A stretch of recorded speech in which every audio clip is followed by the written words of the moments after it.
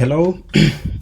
Today's session builds on our previous session, which looked at defining functions in Python, calling functions, importing data from Excel, plotting histograms, pie charts, and bar charts.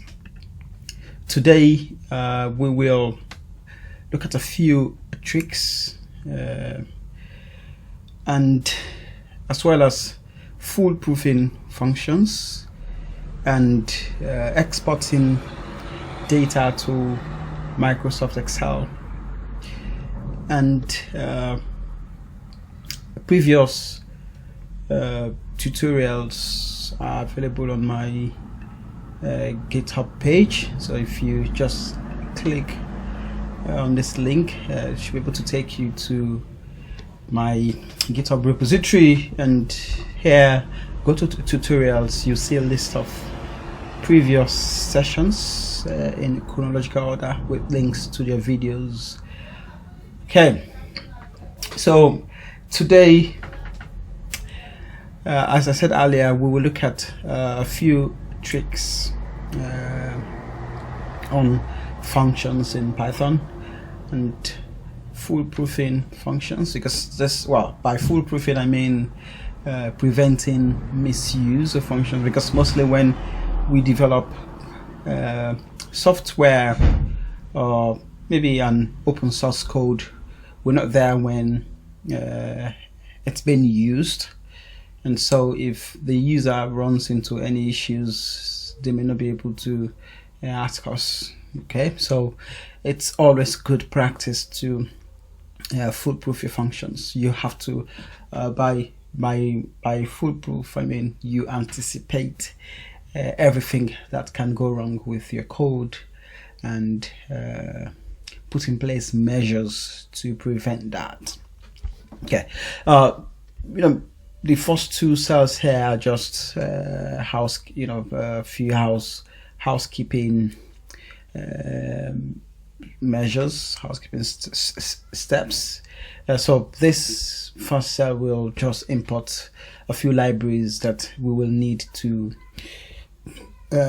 read data or download data from the internet, because the Microsoft Excel file we will use for this session is saved on my GitHub repository here, and we need to download and save this in our working directory. Okay, so this code or this cell just downloads that file, and it creates a new directory called source files August 8, and save this file in that directory and make that directory the current working directory. Good. Okay, so we start with argument, data types, and error checks. Okay, in our previous session, this is the notebook from that session. When we defined functions, we just listed the input arguments. Okay, we didn't say anything about their types. And sometimes this is confusing for the user, because they don't know what data type each input argument should be. And so it's good practice to always state in the function definition what each argument or what data type each argument should be. Okay, each input argument should be. Okay, so now, so let's, as an example, let's write a function that calculates and returns the age of a person in terms of years, months, and days. When I say in terms of years, months, and days, I mean it calculates the age, it calculates and reports the age to the nearest day. Okay, I mean here, say if someone is 9 years plus, maybe, okay, so it could be 9 years plus 5 months plus 2 days or something like that. So this function should be able to do that. Okay, But before we write the function, we need to import certain libraries and modules that we might need later. Okay, so for this we need three modules or three functions, I would say. So we need the function datetime, the module datetime, and the function date, and these are in the datetime library. Okay, and we also need this relative delta. You see exactly how these are used later. Okay, so we define our function. Okay, and by now you know what this line means. This means we are defining the function. Okay, and this is the name of the function. We want to call it age calculator. Okay, and these are the inputs, because normally if you want to calculate someone's age, okay, so just assume you're doing this by hand or yourself. You're not using a function. You're not using say a computer to do this. Okay, so the first thing you want to know is you want to know the person's name, so that when you do the calculation you can say, okay, Joe, this is your age. You want to know the birthday, the person's birthday, basically, and this is normally reported as a date. Okay, which year, so which means the year, the month, and the day. Okay, so these make up our input set. Okay, but here you can see that contrary to what we had in the previous session, for example, here this is a 2-input function. You can see that here there's this column and we have an identifier here. So this identifier says that the input argument name should be a string. The birth year, for example, should be a string. I mean, should be an integer. Birth month, an integer, and birthday, an integer. Integer means there should be whole numbers. Okay, good. So for example, let me just tell you the relevance of this. So assuming we wanted to call this function now, so you see, so straight away Python tells you, see that these are the input arguments, and it says name string. So straight away the user knows that they should pass a string for name and integer for birth year. Okay, so now let's go. Okay, ordinarily if you want to know someone's age, the first thing you try to do is determine today's date. Okay, so today's date, so it's from today's date that you deduce the person's age. So this function here, I mean this syntax here, or this line of code here, is just getting today's date. Okay, and you can see that we are using this module called datetime that we imported earlier, and we are invoking the function today. Okay, and this will give us today's date easily. Okay, let me just show you here how that works. So if we were to run this straight away, you see today's date is the 9th of August 2020.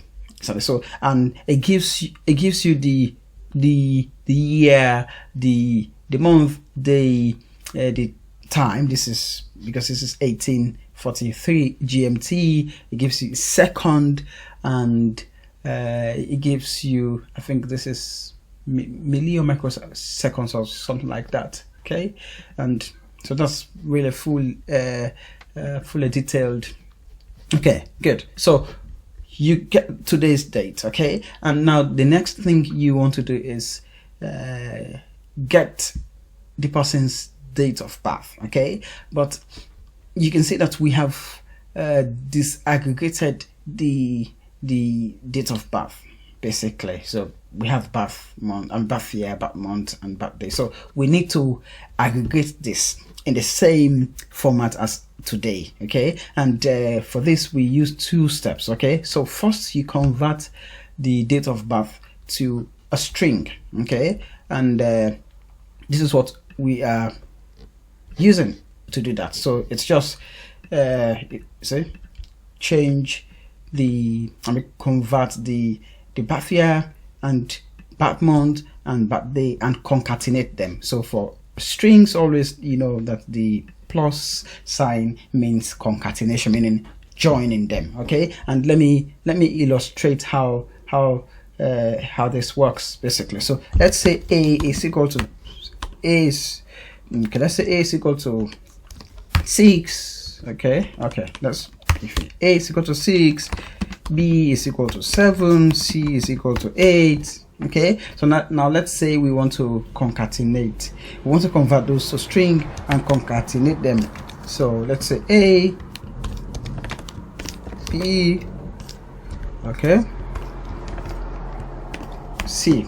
Okay, now let's run this straight away. You see, you get 6, 7, 8. These are being converted. So this converts to string, and the plus just joins them. Okay, so we want to join the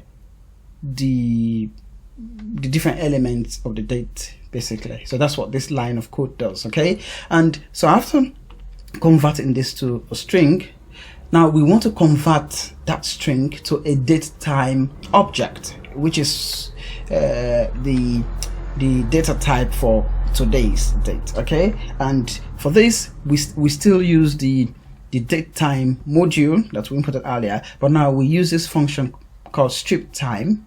Okay, so strip time basically converts a string to a date. Okay, and the date here is DOB that we got from this line, but now we need to tell Python the format of the date. Okay, so what we are telling Python here is that in the string that we supplied, okay, the elements of that string are arranged in this order. So we have year, month, and day. So that's what this is saying to Python. So this will return a datetime object for us. Okay, so now we know today's date and we know the birthday of the person. So the next thing we do is we basically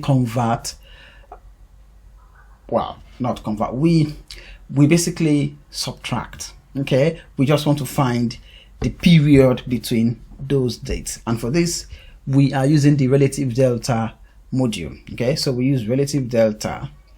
Okay, and there is a function in relative delta called relative delta. Okay, so relative delta dot relative delta today minus date of birth. That's basically what this is doing. So this will return exactly the period between today and when that person was born, which is exactly their age. Okay, but this date is normally it's an object. Okay, it's an object that has several properties. Okay, I think I need to demonstrate this so that you know exactly what is happening. Okay, so let's say okay, so let's say that is 2018, and let's say 7/8 exactly. Okay, so now let's say we want to say this is U. Okay, DOB is that, and let me just show you how this is done, and let's use this guy to convert DOB to okay, good. Now let's find today as well. Today is equal to date time. That's today. Good. Okay, so we have those now. So let's calculate. Let's just run this for us here, and pop. Good. Okay, now I'll put age here. So let's run this. Okay, so that has been run. So you see, so when we run this function, age will be calculated and returned in this format. So you see that age has several properties. It has years, so straight away you can see that for these input sets, this person is 2 years old. Okay, 1 month, 1 day, 18 hours, 49 minutes, 42 seconds, and 525214 microseconds old. that's amazing. Okay, so now what we want to do is, so if you want to extract the age, you just say age dot years straight away. That will give you the number of years. If you want month, or if you want days, yeah, you just run that and that will give it to you. So what we are basically doing here is that now we have this age object that has all those properties that we need: years, months, days. Okay, so all we have to do is extract those properties and assign them to variables. Okay, and these are the variables that we will return as the answer for our calculation. So this will return the age in years, months, and days, basically. Okay, and this line is just printing the result to the console. You already know how to print, how to use print statements. And what we want to do is, we want to say, let's say the person is Musa. We want to say, Musa, you are, say, 10 years, 5 months, and 7 days old. Okay, but because these are all variables, so we just use placeholders. So these are placeholders here. Okay, and we use this format notation to supply the values for those placeholders. So you use format and you just supply the value. So which means this first placeholder will be name, the second placeholder will be years, the third will be months, and the fourth will be number of days. Finish. And now, so this will print our result to the console, and then this will return the result for us. So in case you want to use them for further calculations, then you need to use the return statement. If you do not use the return statement, then you won't get any output. Okay, now let's see. So let's run this function. So first we have to run this function here. So this, you won't see anything because it's a function. So all that's happening is it's being saved in memory so that you can call it later. Okay, so now let's see. So let's use this function to solve these two examples. Okay, so let's say Musa. Okay, and you can see here we're just putting in supplying the parameters. So name is Musa, so we could say Musa. I think I used yes there. So Musa. Then birth year is 20. Okay, I think I changed this earlier. So birth year is 2018, and month is that, and day 7. So simple. And if we run this now, straight away it tells us that Musa, you are that old, and that old, and these variables have all been returned. So say if we want the value of year, for example, just we see, so now everything is saved in these variables. It's they are assigned basically, and you could change this, you see, and run, and it will give you so, and that's why we write functions. Okay, so you write just one function, but you can use it to do multiple calculations without modifying the function at all. Okay, great. So for the second example, it's it's just the same. Just apply the values, and you can basically run this, and now you can see why we are okay. I think now you can see why we are having this error. Okay, we're having this error because this is a float. Okay, a float. We do not have 20.26 as a year. We have 2020, 2021, 2022. So which means this is an invalid invalid date. Okay, and which means this function is not foolproof at all. Okay, and we need to foolproof the function. Okay, so we don't run into such issues in the future. Okay, so what does foolproofing entail? So what foolproofing here is just, we try to modify this function, okay, in order to capture some of these errors and exit peaceful. I would say peacefully, without any issues. Okay, so now let's see. So it's the same function. Okay, so I'm not gonna waste my time explaining the various lines of the function again. All I'm going to do is concentrate on the modification. Okay, so first we try to do an error check. Okay, and okay, let me put this into perspective. Okay, so as I said earlier, foolproofing means, okay, you want to anticipate everything that can go wrong and do something about it, basically. Okay, so here, as we saw previously, the first thing that can go wrong is, if someone supplies the wrong data type.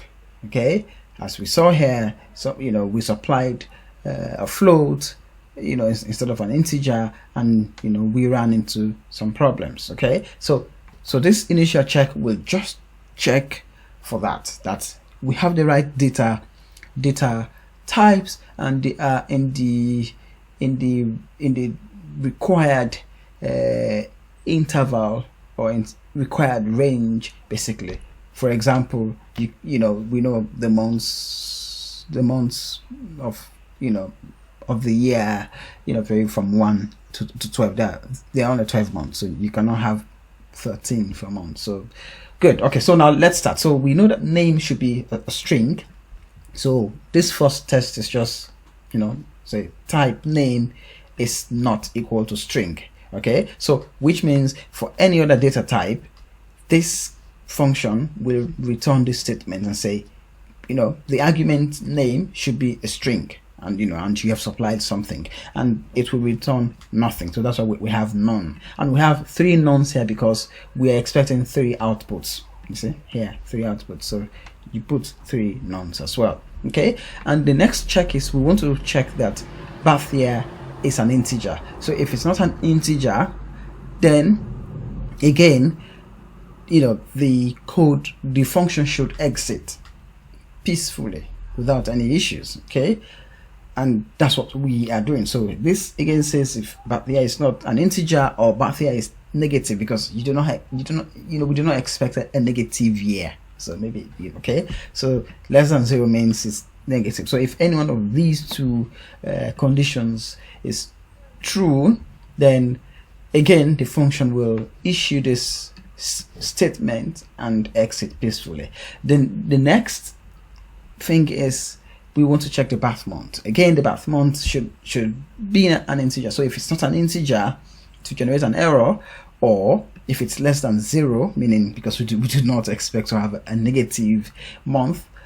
And here we add a third condition: if month is greater than 12, because we know that there are only 12 months. So if you put 13, you're gonna have an error. Again, it tells you that I'm expecting a positive integer between 1 and 12, and then it exits.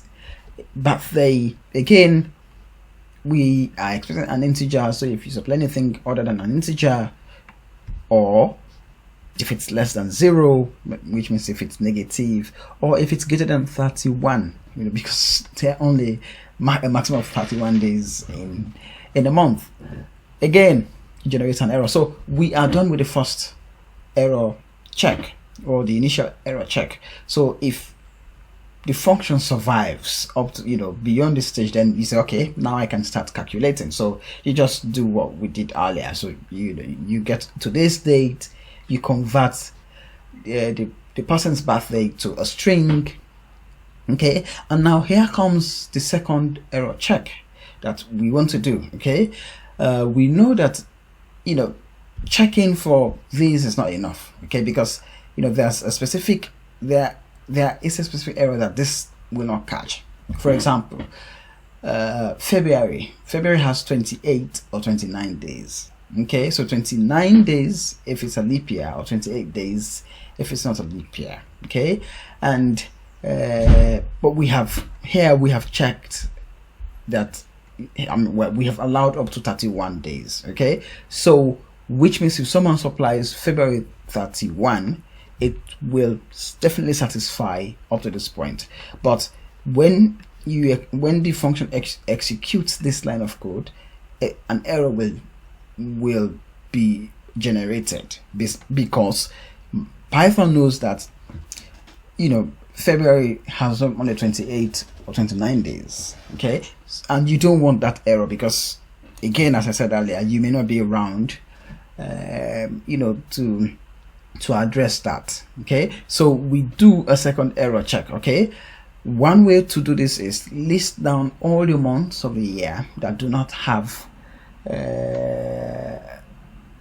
that have less than 31 days, so June and November and the rest, and then you do lots of if statements. Say if for example, if the month is June and the number of days is greater than 30, then but that's time consuming. Okay, so to get around that, that's why I use this try except, or try, I call it try catch block. Okay, a try catch block is just there to capture errors. So the statement in the try block, okay, is what you're trying to execute. Okay, but if anything goes wrong, you want Python or the function to do something. So that action that should be taken when something goes wrong is inserted in the except block. Okay, so here, so in this case, we want to convert the string to a datetime object, which is this. Okay, but we're saying now, if something goes wrong in this, in executing this statement, which will do, which definitely will happen. For example, if it's an invalid date, then we want Python to not run into an error, but to just print this statement to the console and exit peacefully. Say an invalid date of birth. Okay, simple. So this is the second error check. Okay, now we go to the third error check, because there is also another error that these two error checks do not address. Okay, it's possible that the user will supply a date of birth that is in the future, say 2022, and we know that is absolutely wrong. Okay, so so again, you have to check. Say if date of birth is greater than today, meaning if it's in the future, then again Python will tell the person that the date of birth is greater than today, and it exits. Okay, so every other line here is the same as what we have here in the initial function. So that is cool. Okay, so now let's again save this to memory, and now run this function. So now run the function again, but this time with invalid arguments. Okay, so now we want to run this for an invalid argument. Okay, so on the argument here is 7. Okay, because name we know should be a string, but we are deliberately supplying an integer, and let's see what happens. Straight away, see, it tells you the argument name should be a string. So this is doing exactly what we want it to do. So let's say house, and let's now give it 20.6. Again, run this. So it tells you the argument path here should be a positive integer. So you see, so this is doing exactly what we want it to do. So now let's say we want June 31, for example. We know we do not have June 31. Okay, so good, we run this. See, invalid date of birth. So this is what foolproofing a function does for you. Okay, now this is just to I just want to highlight one thing. Okay, so you can see that in this function call, we have assigned the output of the function to three variables here. Okay, and rightly so, because we're expecting 3 outputs. Okay, but there are times when we may not be interested in all the outputs. Okay, so let's assume you were expecting, this is just I'll just I'll just drop this out there. So let's say you were expecting 10 outputs, okay, but you are interested only in the 8th output. So it doesn't make sense listing all 10 unpacking all 10 outputs into separate variables. In fact, we call this unpacking, because you get the output of the function and you unpack them into separate variables. Okay, that is difficult sometimes. Okay, what we should note is that the output of a function is normally a tuple. Okay, I'll tell you what a tuple is. So let's say, for example, we have 7, 8, 9. This is a tuple. Okay, and so this is the output of a function is normally in this format. Okay, so what we could do with this is assign the output, say, to one variable. Here we have called it age. Okay, and we can access the variables or the variable of our choice, just from this one variable here. Okay, because this is a tuple and we are expecting 3 outputs, so this variable we have 3 elements basically. Okay, and I know you do remember that Python indexing starts from 0. So if it has 3 elements, the elements start like from 0, 1, 2. Okay, so if we want to access the first element, which is in this case is year, so we just say age of 0. Okay, we use this square bracket. Okay, that's good. So if you run this straight away, you get exactly here. Okay, that's fine. So now let's do something a bit more interesting and realistic. Okay, now we are going to read some data from Excel. Okay, and let me download the data for you guys. Yeah, so this is the data. Good, I'll download this. Okay, good.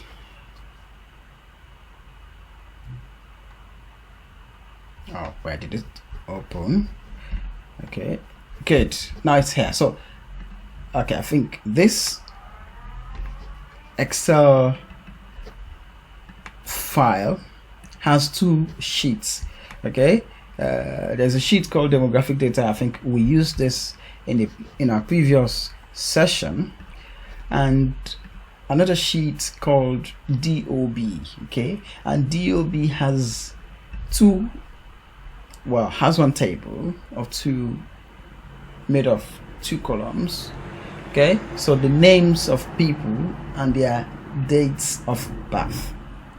Okay, and we want to calculate the dates of the ages of these people, all of them, I think 12 people, and return a table of those of our result. Okay, so we want to calculate the ages, return a table, and save that table in a new sheet called age summary. Okay, so let me just switch back to this. Okay, so this is what the question says. Okay, so let's write a function to calculate the ages in years, months, and days of a group of people whose dates of birth are contained in sheet date of birth of the Excel spreadsheet plot data XLSX.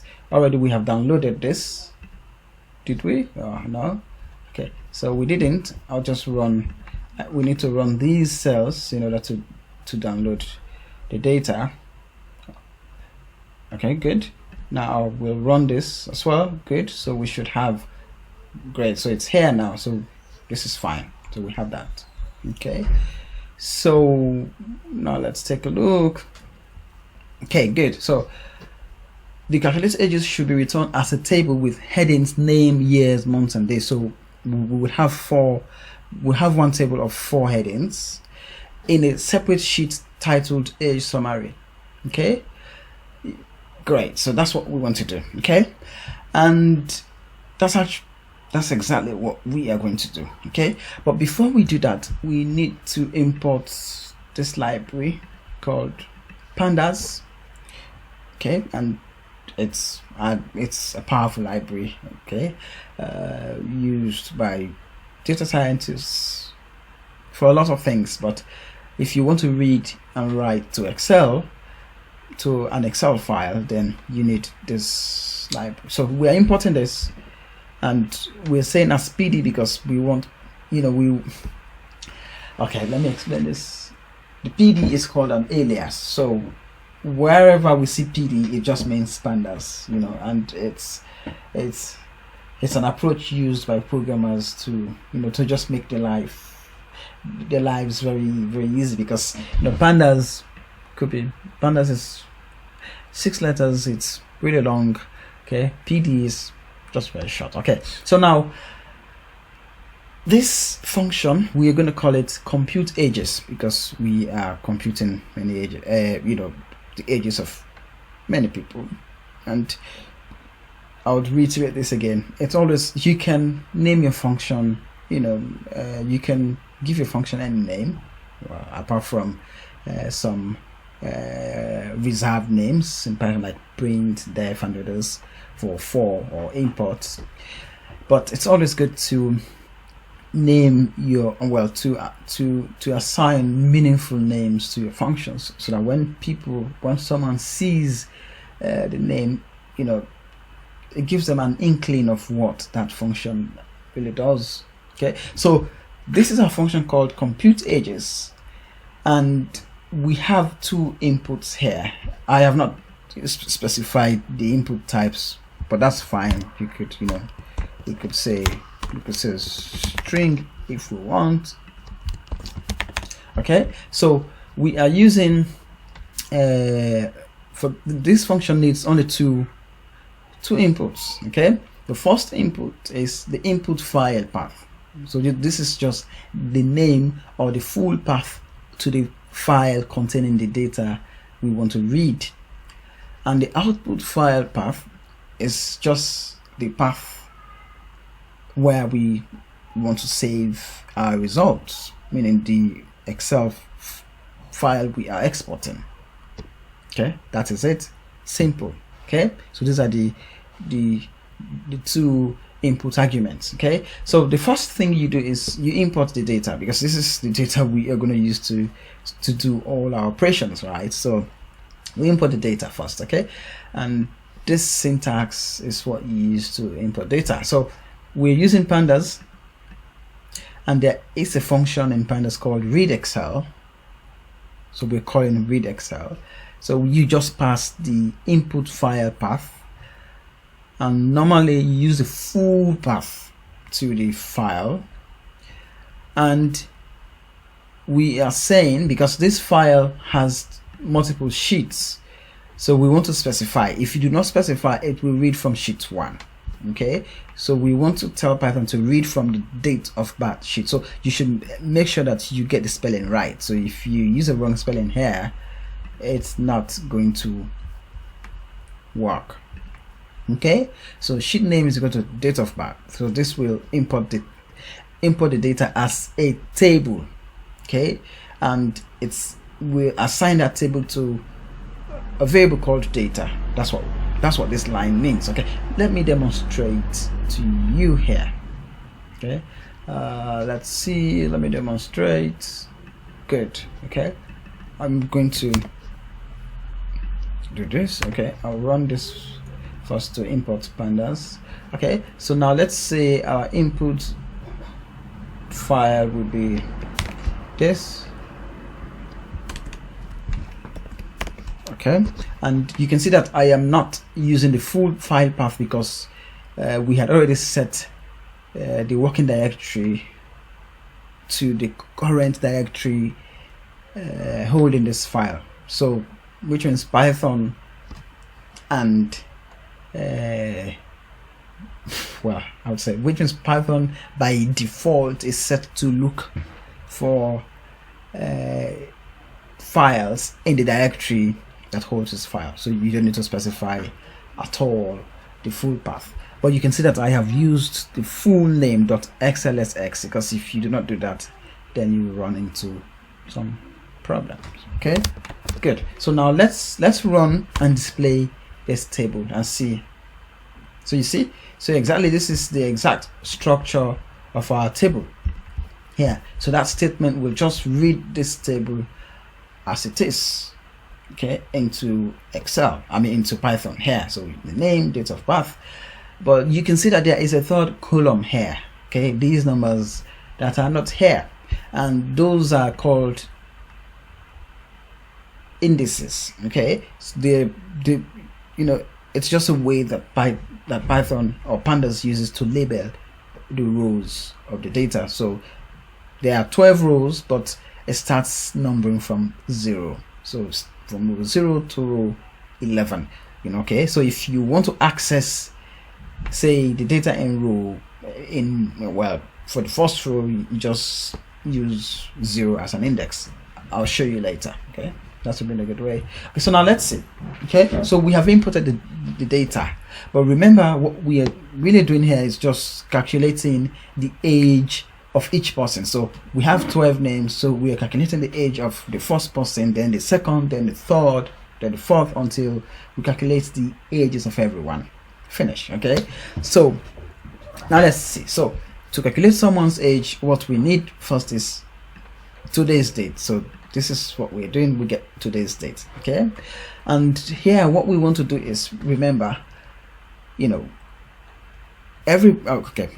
every person's age has 3 elements, right? It has the years, the months, and the day. So the years since that person was born, the months since their last birthday, and the number of days since their last birthday. I get this wrong. Okay, since their last birthday month. I would say so. I don't know if that makes sense. Okay, but what I want to say here is, okay, let's say someone was born on, let's say, January 1. Okay, January 1st. So okay, so let's say that person's last birthday was January 1 this year. Okay, so February 1 will make them one month after their birthday.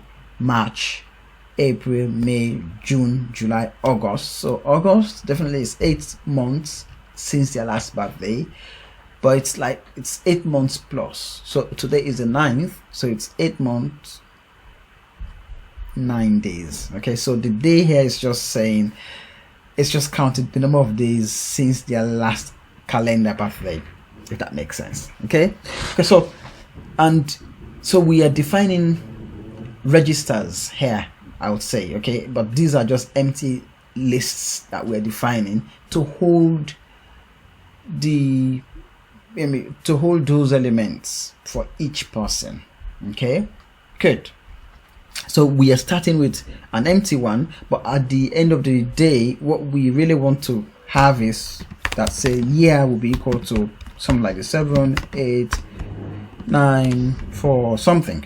Okay, so like 12 elements, each one corresponding to a row, basically. Okay, so that's what we want to do. So we do the same thing for month, we do the same thing for days, okay, for each of the variables. Okay, and now what we are doing here is we are looping over, okay, the indices of the table. So that's why we say for I in data.index, because our table is called data, and the indices, basically we can get those row labels, okay, that I showed you earlier by just saying data.index. So this will give us all the indices. Okay, good.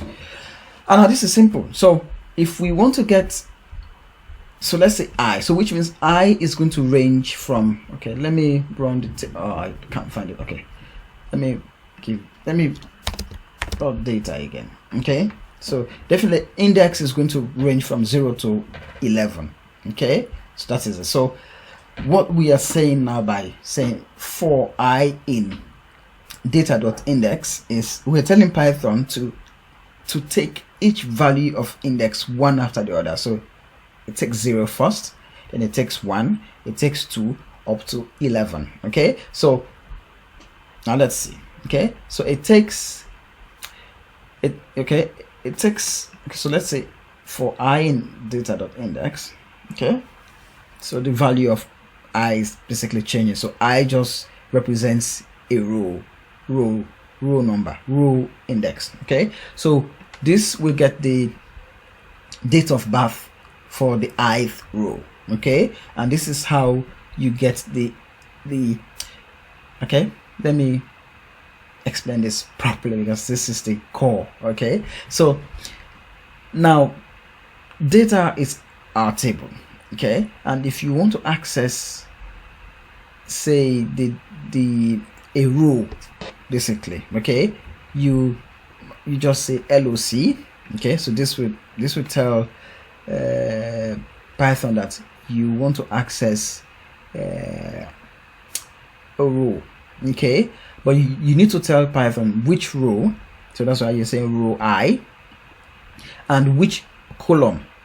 Okay, and the column here is date of birth, because we just want to get the date of birth.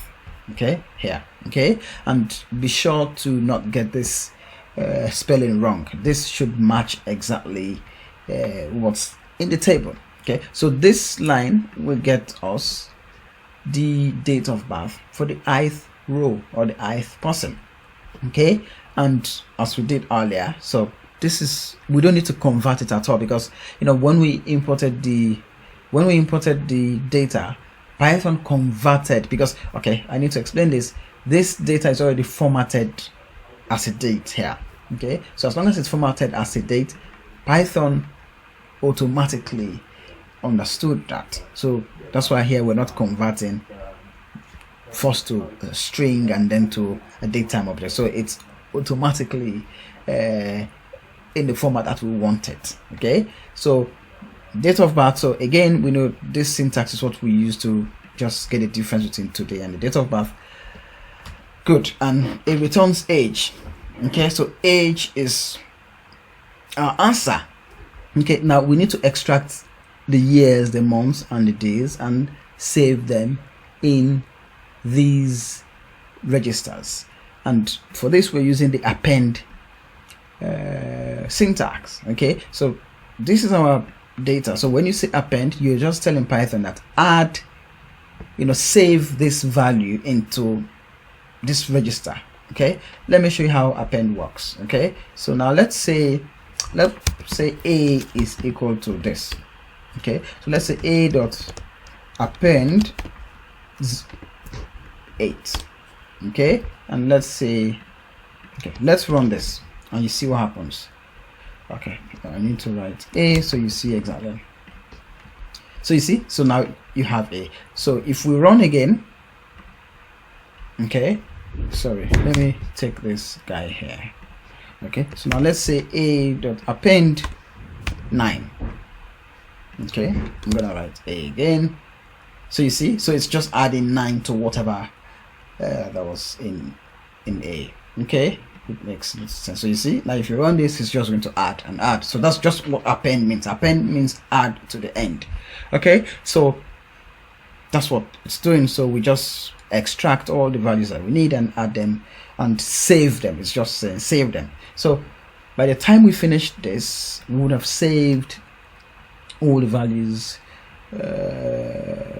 calculated for each row. Okay, so now we need to export that to Excel. But before you export this to Excel, you need to create a table.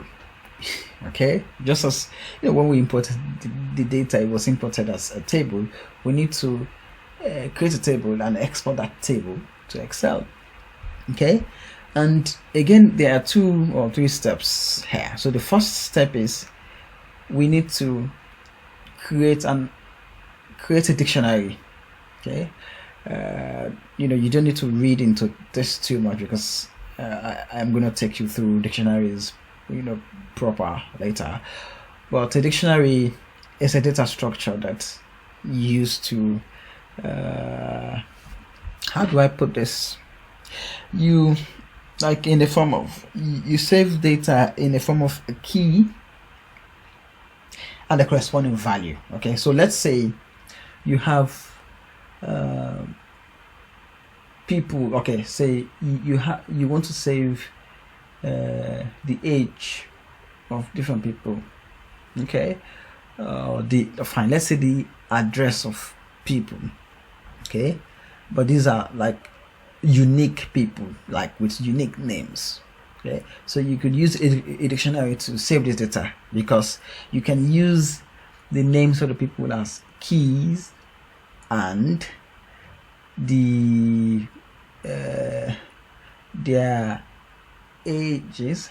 Did I say ages? Okay, and their ages as data. So okay, so this is what a dictionary will look like. Okay, a dictionary looks like. Okay, so this dictionary has, I'll say, 4 entries. Okay, 1, 2, 3, 4. Okay, and it's always in the form of a name value pair. So this is a key, so this is one unique entry, and this is the value for that entry.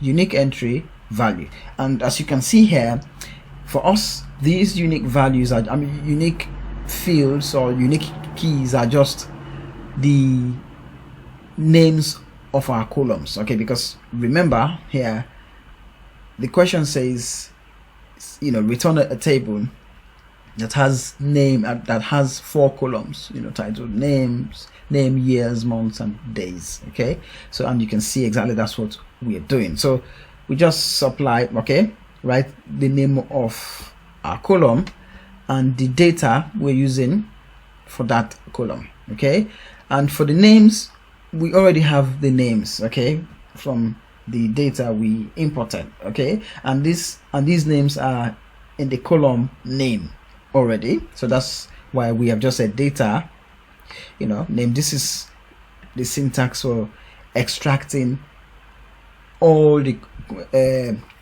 values in a particular column of a table. So if we want the values in date of birth, we just say data this and date of birth. Okay, and years is another heading, and we just put the register that we defined earlier, so on and so forth. Okay, so this register, this dictionary holds our table data.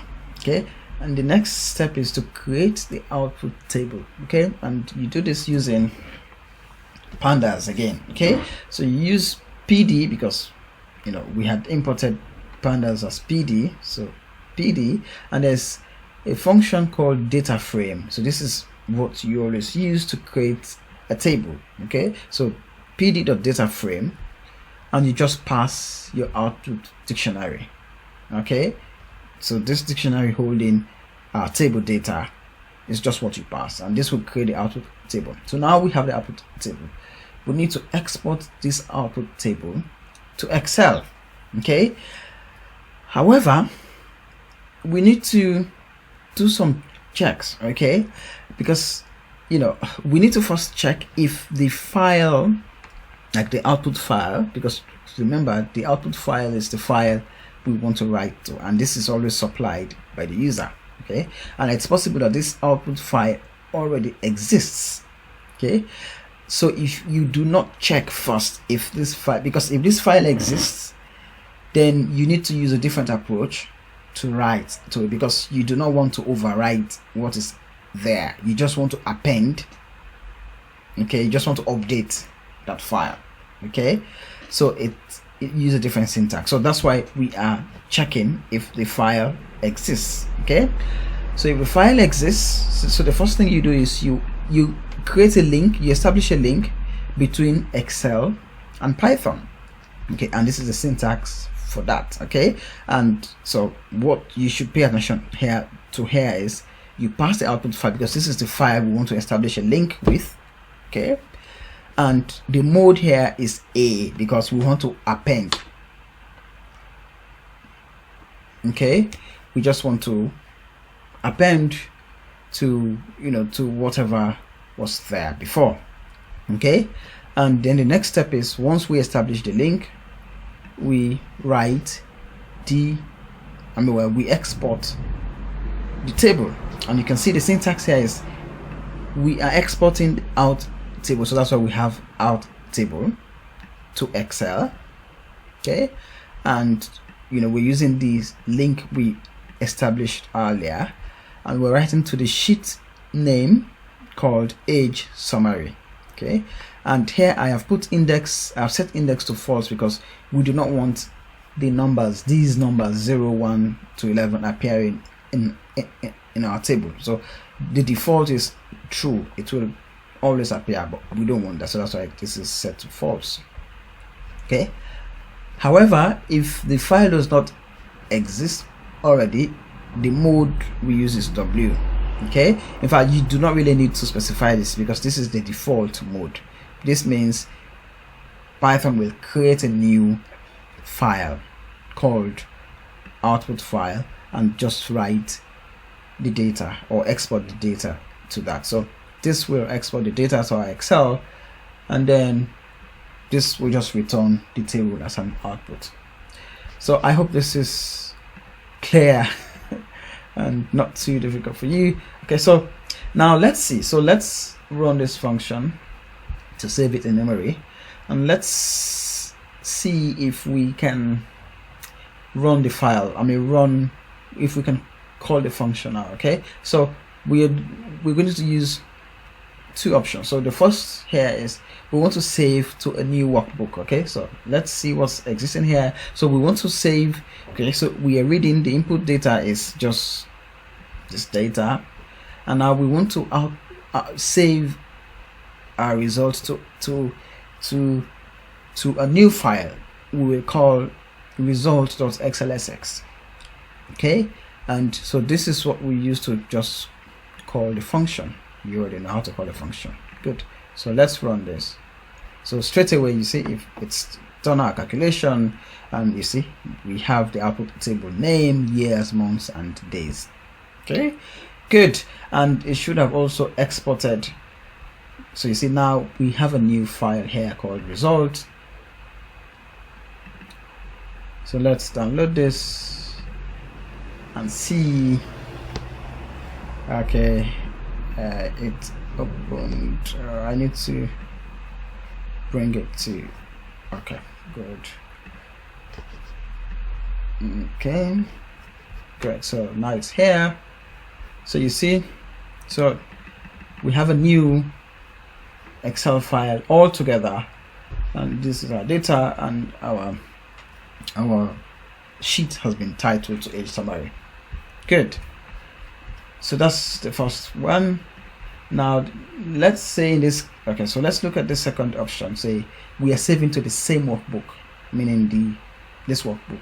So again, here the only thing we need to do is set the output file path to the input file path. Finish. So, and if we run this again, refresh. So now if we download this, so let's download this.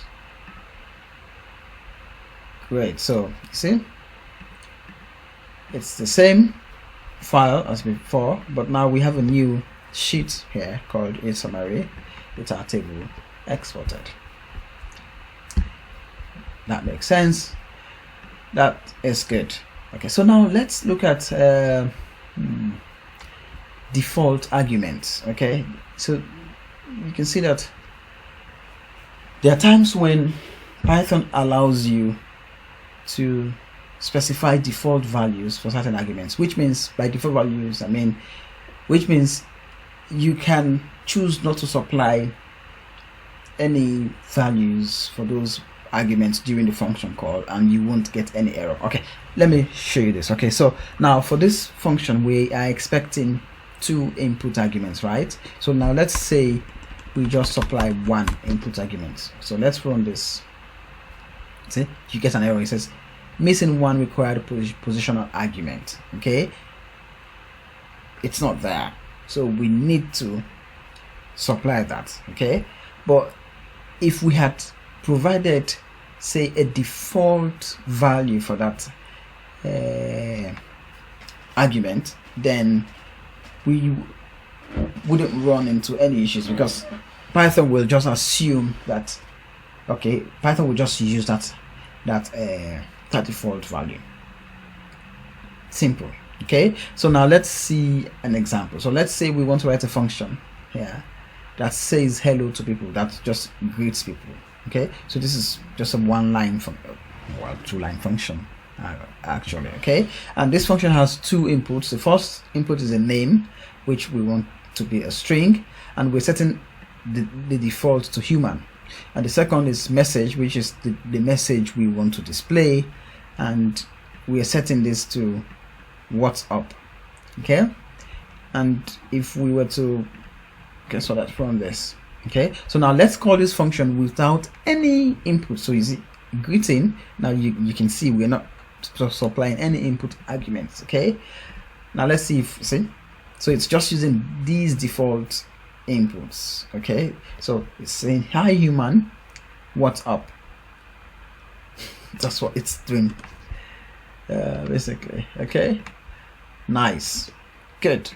So you could, okay, so, or we could say, okay, so now let's say we want to run that function, only we supply the name argument, like a value for the name argument, but no value for the message, and see what happens. You say hi Hindolo. So now Python, you know, when you supply this, you were telling Python that I want to override the default value. So Python understands that and does that, you know, it does exactly that for you. So now let's say in this case, you know, we are just using, you know, we are using the default and overriding the default for the message. You know, it does that for you. Hi human, how are you? So that's basically it. Okay, okay, good. So, but you can see here that we have provided a default value for both inputs arguments, right?